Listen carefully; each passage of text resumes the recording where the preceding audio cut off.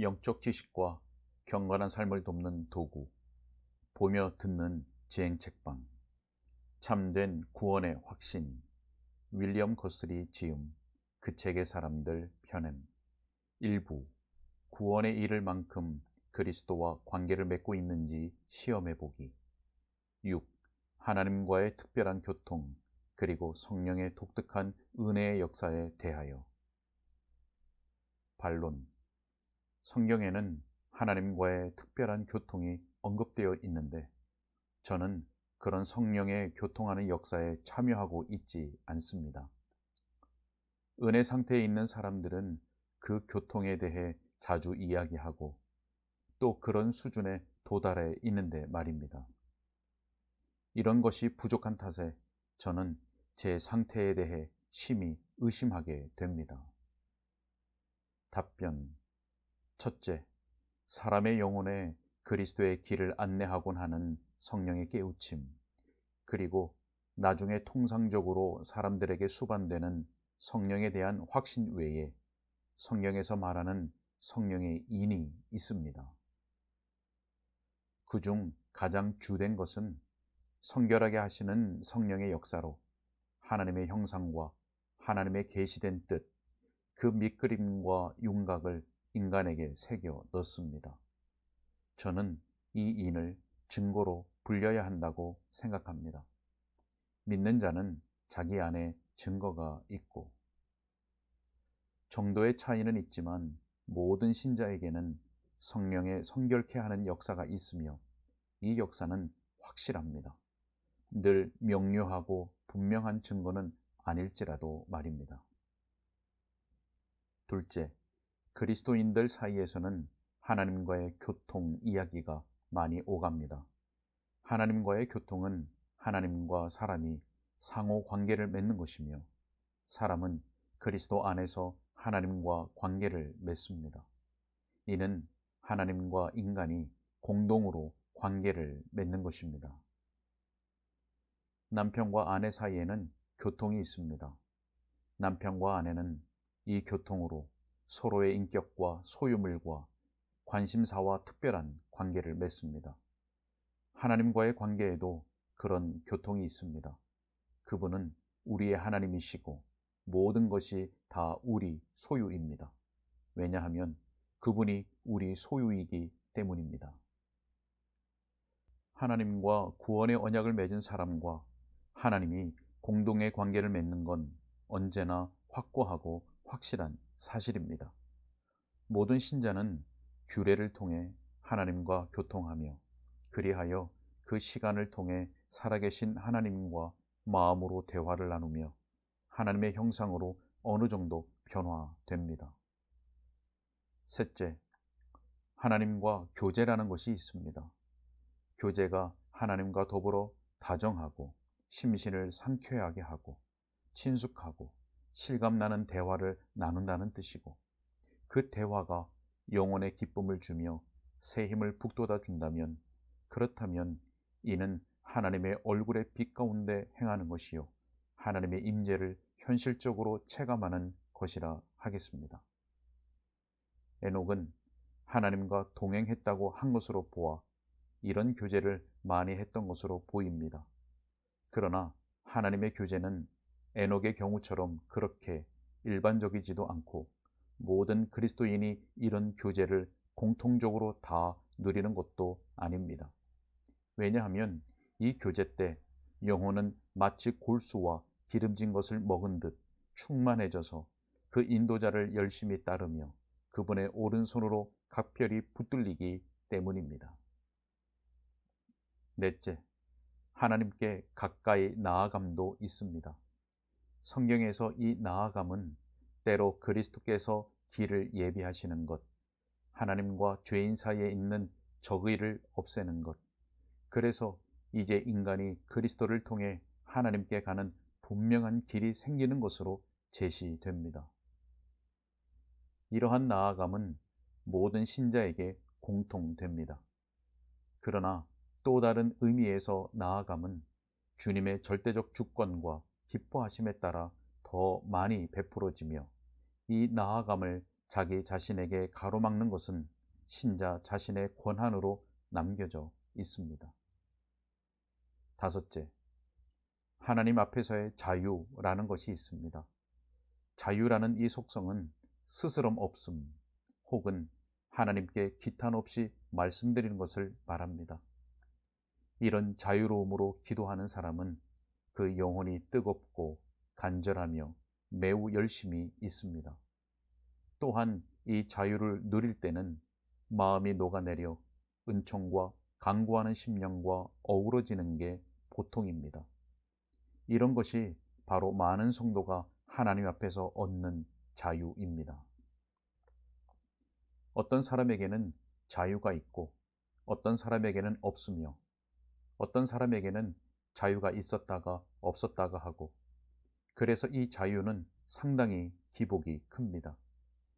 하지만 은혜 상태에 있는 사람은 아주 일상적인 감화만으로 그런 정신적 태도의 틀에 도달할 수 있고 그 틀을 유지 혹은 보존할 수 있습니다. 여섯째, 감화 혹은 성령의 호흡이라는 것이 있습니다.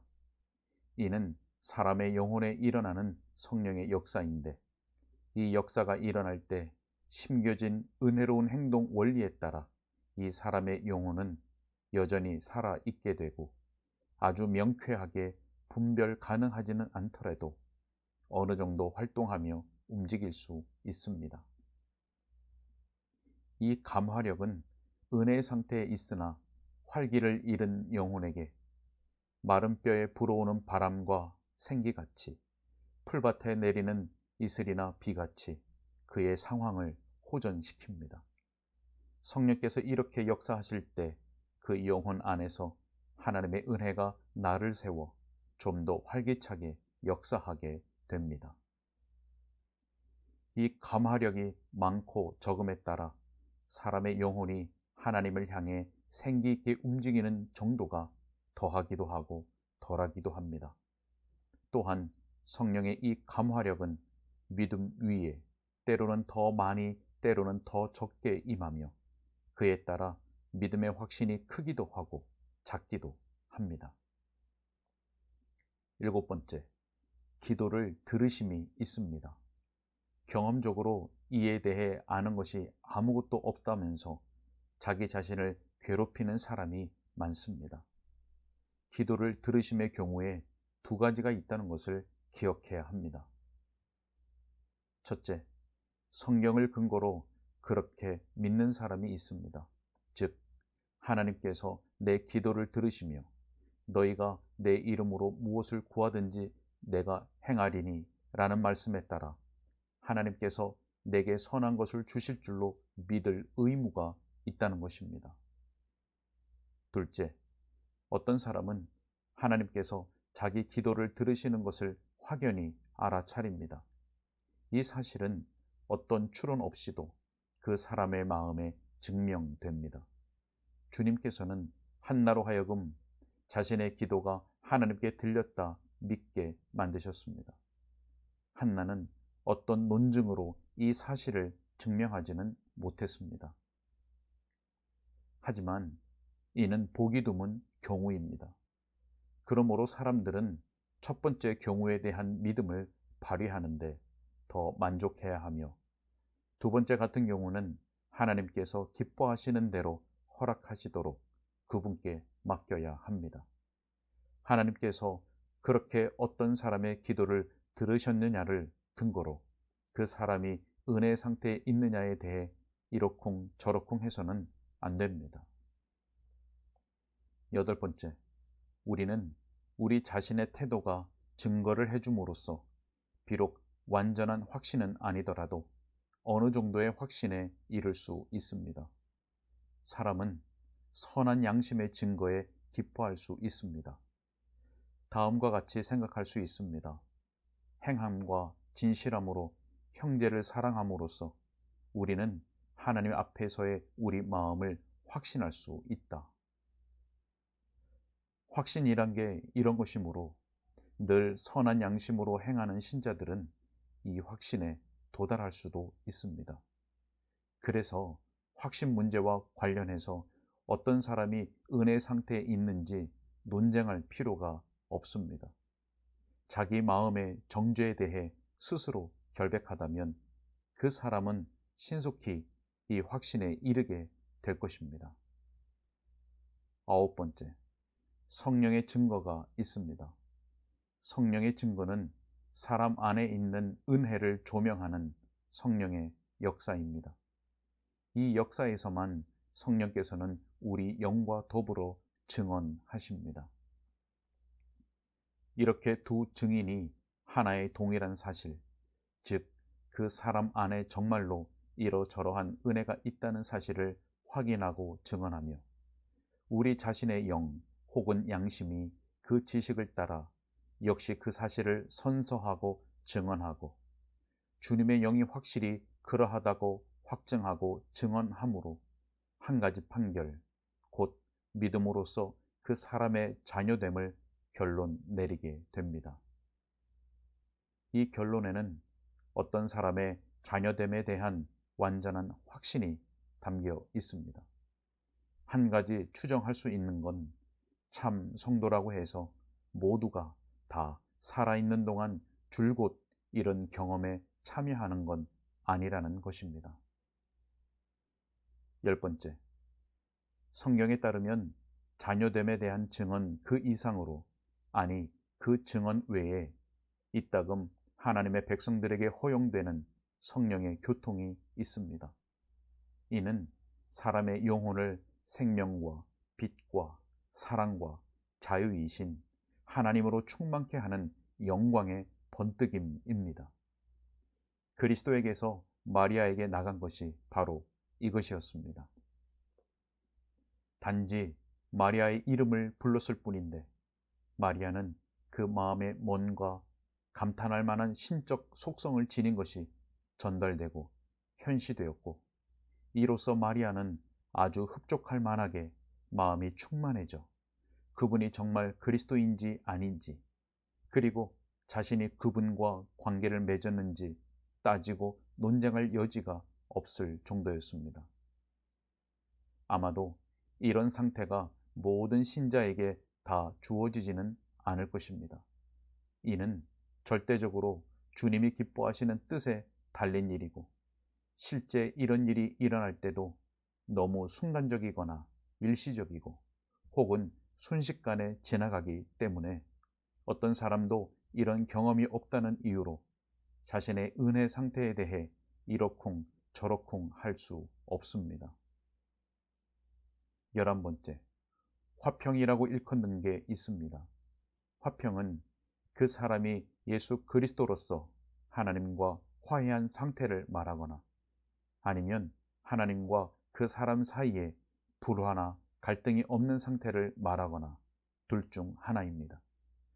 두 경우 모두 성경의 법정에서 봐도 그리고 결과적으로 하나님께서 판단하시기로도 화평이고 인간 자신의 양심의 법정에서 보기에도 화평입니다. 성경의 법정에서 이 화평이 확실하고 견고한 만큼 인간의 양심이 사실을 제대로 알고 있기만 한다면 양심의 법정에서도 화평은 확실히 유지될 것입니다. 그러나 양심이 잘못된 정보를 전달받거나 무지 가운데 있는 경우가 많고 그래서 어떤 사람이 성경을 따라서는 화평 상태에 있는데 양심은 그렇지 않다고 위협하고 여전히 정죄합니다. 이 경우 양심은 사실을 올바로 알아야 하는데 그 사람이 은혜 상태에 있다는 사실은 우리가 앞에서 살펴본 은혜의 표지에 따라 밝혀집니다.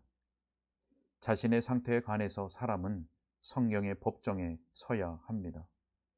하나님의 진리에 합한 것이 아니면 그 어떤 고소도 받아들이지 말아야 하며 양심은 그 진리로서 모든 것을 판단해 가야 합니다. 그리고 이렇게 잘 되어 나가기를 기대하려면 수많은 근거 없는 의심들이 없어야 합니다. 12번째, 성령의 희락이 있습니다. 성령께서 우리에게 내밀히 말씀하사 하나님으로 말미암아 기뻐하게 하실 때 바로 이런 희락이 있습니다. 성령께서는 사람의 영혼 안에 희락과 즐거움이라는 강렬한 감정을 불러일으키고 북돋으시며, 그래서 그 영혼은 자신이 하나님과 교제를 나누고 있고 하나님과 가까이 있다는 것을 깨닫는 가운데 말할 수 없고 영광스러운 기쁨을 느낍니다. 이 희락은 화평 뒤에 이어지고 화평은 의 뒤에 이어집니다. 하나님의 나라는 성령 안에 있는 의와 평강과 희락이라. 이 희락은 신앙의 확신 그 크기의 대체로 비례합니다. 다른 부분들에 관한 오해를 없애면 이 희락에 관한 의심도 가라앉을 것입니다.